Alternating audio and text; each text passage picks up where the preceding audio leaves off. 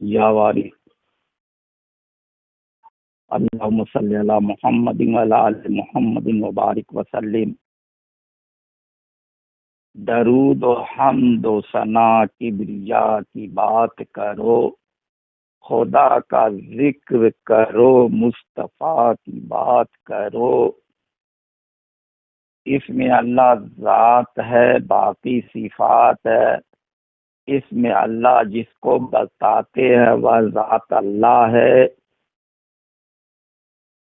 اللہ ایک ہے، الہ بہت ہیں، نام سے نامی جدا نہیں ہے۔ جس قدر ناموں کی کثرت ہے اسی قدر مظاہر ہے۔ آیت کریمہ یہدی اللہ لنورہ من یشاء، یعنی اللہ جس کو چاہتا ہے وہ اپنے نور کی جانب ہدایت کرتا ہے۔ اللہ نور ہے، اللہ ہادی، اللہ حق ہے، اللہ وارث ہے۔ صورت صفات پر استوار ہے۔ صفات الہیہ میں نورانی صفات قدیر، مرید، حی، علیم، کلیم، سمیع، بصیر ہیں۔ حضور پر نور احمد محمد مصطفیٰ صلی اللہ علیہ وسلم کی ذات انور پر دین کی اکملیت اور نعمت کی تمامیت فرما دی گئی۔ آپ کی سیرت نمونہ عمل ہے۔ آپ نے عربوں کے سامنے اخلاق کی اعلیٰ تعلیم پیش کیا، ان سے وہ لوگ متاثر ہوئے اور آپ صلی اللہ علیہ وسلم کو امین و صادق تسلیم کیا۔ حضور پر نور رسول مقبول صلی اللہ علیہ وسلم اللہ پاک کے نور خاص ہیں۔ اللہ پاک نے اپنے لامحدود نور سے ایک نور مثل نقطہ جدا کیا، وہی نور نور محمد ہے۔ وہی نور وجہ وجود کائنات ہے۔ وہی نور باعث تخلیق عالم و آدم ہے۔ آدم کا پتلا مٹی کا بنا ہوا بالکل بیکار، کیونکہ اس میں روح نہ آ سکی۔ پھر اپنے عین نور کو جو ہزارہ سال سے پردے میں مستور رکھا تھا، اس کو پیشانی آدم میں بحکم خدا بندی رکھا گیا۔ روح فوراً تڑپ کر قلب آدم میں جلوہ گر ہو گئی، اور اس وقت سے یہ برقی اور عشق کی کشش کی روح نور کی طرف متوجہ ہو جاتی ہے، جاری ہوئی اور آج تک جاری رہی۔ اس مبارک نور محمد صلی اللہ علیہ وسلم کی بدولت آدم کی خلقت کے بادشاہ متصرف ہوئے، کیونکہ بشر مٹی کا بنا تھا۔ اس کے پتلے میں اتنی قوت نہ تھی کہ سب کا حاکم اور متصرف ہوتا، بلکہ اس خالق کا نور ہی جلوہ گر ہو کر خالق کی طرح سب مخلوق پر فوقیت رکھے تھا، اور دنیا کی کائنات اس کے تحت وزیر نگی ہو گئی۔ آدم علیہ السلام کی پیشانی میں نور کے جلوہ گر ہونے کے بعد منشاء فطرت یہ ہوئی کہ آدم کی نسل بڑھے اور اس نور کی جملہ خوبیاں و اوصاف ایک بشر میں ایسی ہوں جس سے وہ مصنف ہو۔ چنانچہ حضرت آدم علیہ السلام کہ ان کی اولاد میں حضرت نوح علیہ السلام، حضرت عیسی علیہ السلام، حضرت ابراہیم علیہ السلام، حضرت اسماعیل علیہ السلام ہیں، حضرت یعقوب علیہ السلام، حضرت یوسف علیہ السلام، حضرت موسیٰ علیہ السلام، حضرت عیسیٰ علیہ السلام اور دیگر انبیاء ہوئے ان سب کے جداگانہ صفات ہیں، لیکن مجموعی اوصاف کلید ختم المرسلین سرور دو عالم صلی اللہ علیہ وسلم ہے۔ یہ سب بارگاہ رب العزت سے ودیت ہوئے سابقین پیغمبر اسلام، خدا کی وحدانیت اور پیغمبر ران کی رسالت و تحقیق و تبلیغ کرتے، جس کے بعد والے دنیا میں رہے اور مکمل طور سے بالاعلان دین حق کا ظہور دنیا میں ہو سکا، اور تکمیل کے بعد اسلام اپنے غیر میں اپنی امتوں اور اپنے معتقدین سے پیشن گوئی کی بہت مرتبہ کے بعد پیدا ہوں گے، اور ان کے امتی خدا کے پرستاروں میں ایسے ہوں گے کہ بہت ماننے والے بھوک پیاس مال اور جان سے ان کی آزمائش کی جائے گی، اور وہ کسی سے پریشان نہ ہوں گے، اور خدا برحق کی محبت اور اطاعت میں مال و اسباب ہر چیز جان تک قربان کر دیں گے۔ اور بعض علماء دین بعض سے افضل و برتر ہوں گے، جیسے بعض بنی اسرائیل کے پیغمبران درجہ میں افضل و برتر ہوئے۔ چنانچہ جہاں سے خدا کی وحدانیت کا پہلا اقرار اور ابتدائی تعلیم شروع ہوئی، جو سابقہ پیغمبروں اور حضرت ابراہیم علیہ السلام کی تعلیم ہے، آپ نے بت پرستوں کے خاندان والوں سے ہجرت کر کے ایک مقام پر اقامت اختیار کر لی۔ اللہ پاک نے عالم ضعیفی میں آپ کو دو بیٹے حضرت اسماعیل اور حضرت اسحاق علیہ السلام دے در دیے۔ آپ نے اکثر خدا کے عشق و محبت میں دعا فرمائی کہ اے اللہ پاک، میرے آنے والی نسلوں تک اپنے ایسا نبی برحق پیدا فرما جو تیرے دین کی سچی تعلیم دے۔ اور جیسا کہ آیت قرآنی میں دعا کا ذکر ہے، اپنے رب سے مخاطب ہوئے کہ اٹھا رہا ہوں، اس گھر میں ہمیشہ تیری یاد ہوتی رہے۔ اور اول پارہ میں اس آیت کریمہ میں ذکر ہے۔ ترجمہ: حضرت ابراہیم خلیل اللہ کی دعا مقبول ہوئی اور وہ نور محمد دی پشت اسماعیل ذبیح اللہ ہوا۔ جب آپ کی عمر شریف قریب 7-8 سال کی تھی کہ ایک شب میں حضرت ابراہیم خلیل اللہ نے خواب میں دیکھا کہ اللہ تعالیٰ ارشاد فرماتا ہے کہ قربان کر۔ آپ نے صبح 100 اونٹ خدا کی راہ میں قربان کر دیے۔ دوسری اور تیسری شب میں بھی یہی خواب نظر آیا اور آپ نے پھر قربانیاں کی۔ چوتھے روز پھر ارشاد باری ہوا کہ جو چیز تجھ کو سب سے زیادہ پسند ہے قربان کر۔ آپ کو حضرت اسماعیل علیہ السلام سب سے زیادہ عزیز تھے۔ آپ نے بیٹے سے بیان کیا۔ حضرت اسماعیل نے فرمایا، اس کی راہ میں گردن جھکانے اور قربان ہونے کو تیار ہوں۔ قرآنی آیات اس آیت میں ذبیح عظیم کی طرف جو اشارہ ہے اس کے دو معنی، اول تو صبر ہے، اس کے بعد بہت بڑی قربانی ہوگی، یعنی خدا کی راہ میں بہت بڑی قربانی، اور تیسری اولاد میں ہوگی، اور یہ قربانی قبول و منظور ہوگی اور قیامت تک امت محمدی کرتے رہیں گے۔ جہاں خصوصیات نور محمدی کا اعلان اور انکشاف خداوندی کے مطابق خدا کے عشق میں اپنی جان پیش کرنے کا مظہر ہے، مگر چونکہ منشا یہ تھی کہ دنیا بے سد و ظہور نور محمدی سے بے بہرہ نہ رہے، اس لیے حضرت اسماعیل کو اس صدمے سے جانبر کیا اور تحفہ قربانی قبول فرما کر اس کی تکمیل بعد دو عالم موقوف رکھا، تاکہ اللہ پر جان و مال تصدق کرنے اور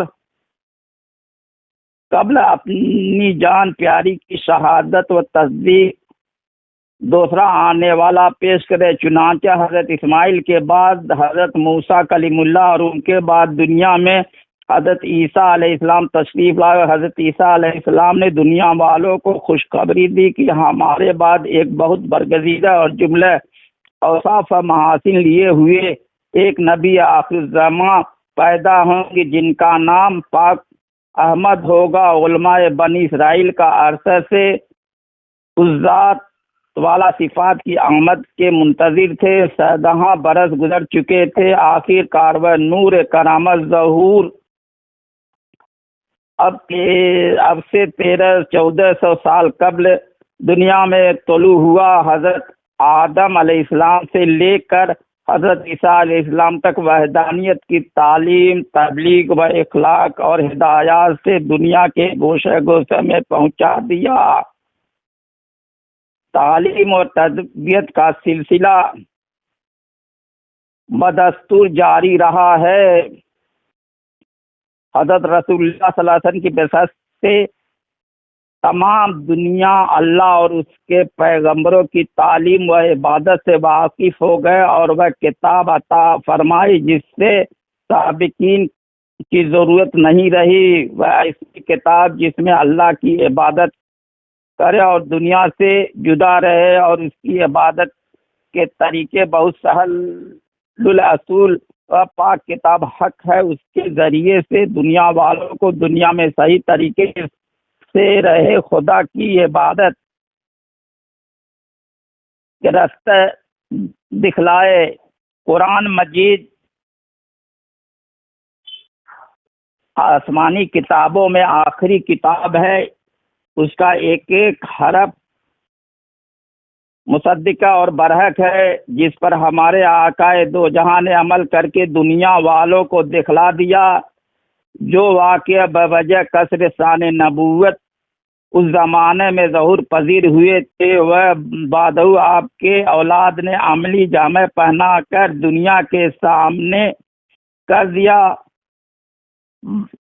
بعد پردہ ظاہری کرنے کے آفتاب رسالت و ماتاب نبوت کے اصحاب اکرام عمل کیا۔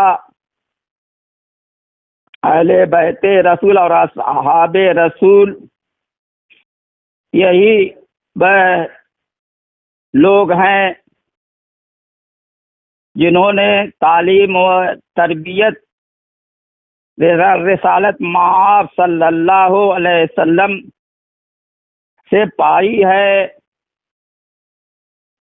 جب دور خلافت اتمام ہوا، تب آپ کی اولاد نے حضور صلی اللہ علیہ وسلم کے نواسے اور اولاد بطول نے بقائے دین نبی کے لیے اپنا سر خدا کی راہ میں دے دیا، اور کسی جابر سے جابر طاقتور ہستی سے مرعوب نہ ہوئے۔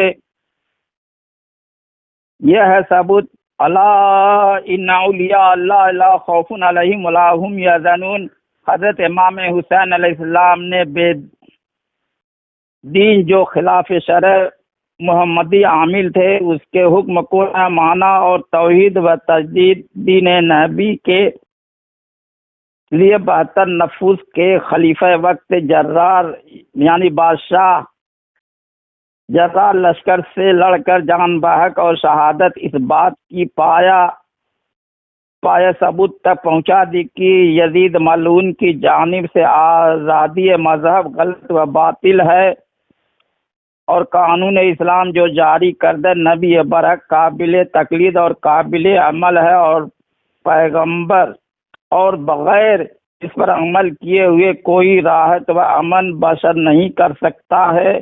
آج اس کے ثبوت میں تمام اقوام عالم فطری طور پر زندگی میں کوئی چارہ کار نہیں رہا ہے، کیونکہ دین اسلام دین فطرت ہے، وہ فطرت تابع منشاء قدرت ہے۔ جب انسان اصول فطرت اور منشاء قدرت کے موجب زندگی بسر کرنے لگے، یعنی عبادت و ریاضت اس کی تزکیہ نفسی تزکیہ قلبی سے ہونے لگے، تو اس کی تمدنی حالت بموجب شریعت محمد تقاضائے اسلام کا نمونہ بن کر اس کے مکمل ہدایت اور وہ راست بن جائے کہ شہادت حسین کے 11 امام دنیا میں اسوہ حسنہ کے عمل پیرا رہے دنیا میں ان کی تعلیم و تربیت کی روشنی ہر زمانے مشعل راہ و ہدایت رہی، پیروان اسلام مستفید ہوتے رہے اور کمزوریوں کے جو عوام الناس اور دنیا اسلام میں وقوع رونما ہوتے رہے تو تقویت ایمانی اور مردہ دلوں میں روح روانی کرتے رہے، حتیٰ کہ جابر بادشاہان کے عہد میں ائمہ اکرام کے برکات و ہدایت و اختیار کے قانون اور احکام زیادہ دنیا والوں کو گرویدہ ہوئے تھے۔ خاندان رسول کی اولاد اس کو مٹانے کے لیے حق و صداقت فراموش کنندہ حکمران آل رسول پر بہت ظلم ڈھائے، یہاں تک کہ بعض خاندان و افراد سادات وطن معلوم سے پردہ بے پردہ ہجرت کر کے اکناف عالم میں منتشر ہو گئے، اور اسی ظاہری سختی اور منشا کی بنا پر غیبی منشا قدرت گلہائے رسول کی نکہت سے اکثر بیشتر ممالک مہک اٹھے، ایک چمنستان وحدت اور گلشن رسالت بن جائے، دنیا کے گوشے گوشے میں تعلیم پہنچی اور انسانی عالم حلقہ بگوش اسلام ہوئے جو آج تک موجود ہے۔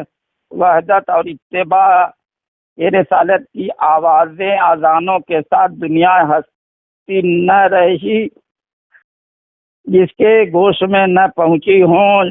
موجودہ وقت میں دنیا کا ذرہ ذرہ عقائد کے کچھ جواہر اترے عبادت و اخلاق محمدی سے حق کا عالم اٹھا رہا ہے۔ اس طرح رفتہ رفتہ خاندان رسول کی اولاد جس کو جو جگہ تحفظ و امن ملی جا کر اقامت گزین ہوئے، 5ویں صدی میں حضرت سید اشرف ابی طالب نیشاپور سے ہندوستان تشریف لائے، ان کے ساتھ داتا گنج بخش علی ہجویری بھی تھے۔ پھر وہاں سے حضرت سید اشرف ابی طالب دلی ہوتے ہوئے بارہ بنکی کے قصبہ کنتور میں اقامت گزین ہوئے اور ایک موضع آباد کیا جس کا نام رسول پور ہے۔ وہاں آپ کی 9 پشت آباد رہی اور وہاں ان کے مزارات ہیں جو زیارت گاہ خلائق ہیں۔ 6 پشت میں سرکار وارث سے عالم پناہ نے دنیا کو منور فرمایا۔ آپ حضرت عبد الواحد صاحب رسول پور کنتوری کے خاندان سے ہیں، اولاد ہیں یہ خاص شہ مشرقین کی۔ 26ویں ہے پشت جناب حسین کی، حضرت بیدم شاہ وارثی اپنی تصنیف تعارف میں رقم الطراز ہے۔ حضرت سید اشرف ابی طالب نے نیشاپور سے ہندوستان تشریف لائے۔ علاء الدین اعلیٰ بزرگ جو حضرت سید اشرف ابی طالب کے پوتے ہیں، وہ حضرت خواجہ نصیر الدین چراغ دہلوی کے خلفاء میں شمار ہیں۔ حضرت سید حکیم حافظ قاری سید قربان علی شاہ کے صاحبزادہ اور امام وارث اولیاء حاجی سید وارث علی شاہ الحسین الحسنی نے قصبہ دیواں شریف میں 1 رمضان المبارک 1238 ہجری میں ظہور ولادت فرمائی۔ ابتدا ہی سے بے شمار خوارق و عادات کا حیرت انگیز سلسلہ شروع ہوا۔ ہنوز آپ مداری طفلی طے فرما رہے تھے اور سن شریف 3 سے متجاوز نہ ہوا تھا کہ آپ کے والد بزرگوار حضرت حکیم حافظ قاری سید قربان علی شاہ علیہ الرحمہ داعی اجل کو لبیک کہا، اور اس کے تھوڑے عرصے بعد ہی والدہ صاحبہ حضرت سیدہ سکینہ عرف چاند بی بی بھی عالم جاویدانی کی راہ لی۔ 5 سال کی عمر میں بسم اللہ ہوئی، 7ویں سال قرآن پاک حفظ فرما لیا۔ آپ حسب دستور بیعت ہونے کے بعد خلافت سے بھی سرفراز کیے گئے۔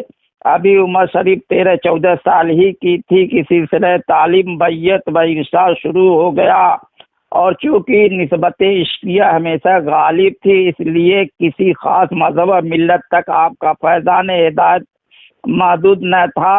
ہندو، مسلمان، عیسائی، یہودی، زرتشتی، غرض یہ کہ ہر طریق و مذہب کے لوگ مختلف دیار و امصار سے آ کر حلقہ عاشقان جمال وارثی میں متغرق ہونا شروع ہو گئے۔ عشق و محبت آپ کی سخت فطری تھی، چہرہ مبارک سے ہمیشہ ایک سرمدی عظمت و جلال آشکار رہا کرتا تھا۔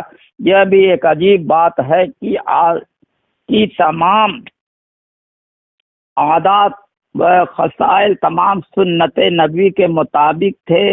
قبل روانگی حضور اقدس اپنے پیر مرشد اعلیٰ حضرت حاجی سید خادم علی صاحب علیہ الرحمہ کے مزار پر رخصت و زیارت حاصل کرنے کی غرض سے لکھنؤ تشریف لا، اور وہاں سے اناؤ، کانپور، اٹاوا، شکوہ آباد، فیروز آباد، آگرہ، فتح پور سیکری ہوتے ہوئے عین زمانہ عرف میں اجمیر شریف پہنچے۔ تعلیم و ہدایت طریق کا سلسلہ تا قیام حضور اقدس جاری رہا، یہاں تک کہ یہ ابر کرم اجمیر سے اٹھ کر تمام درمیانی مقامات پر بارش ہدایت کرتا ہوا ناگور شریف سے پاک پٹن، اور وہاں سے بھکر سے احمد آباد، اس سلسلے میں بمبئی کی تشنہ زمین کو سیراب کرم کرنے کے لیے بمبئی پہنچا۔ یہاں بھی چشمہ فیضان کم و بیش 2 ہفتے تک جاری رہا۔ بعد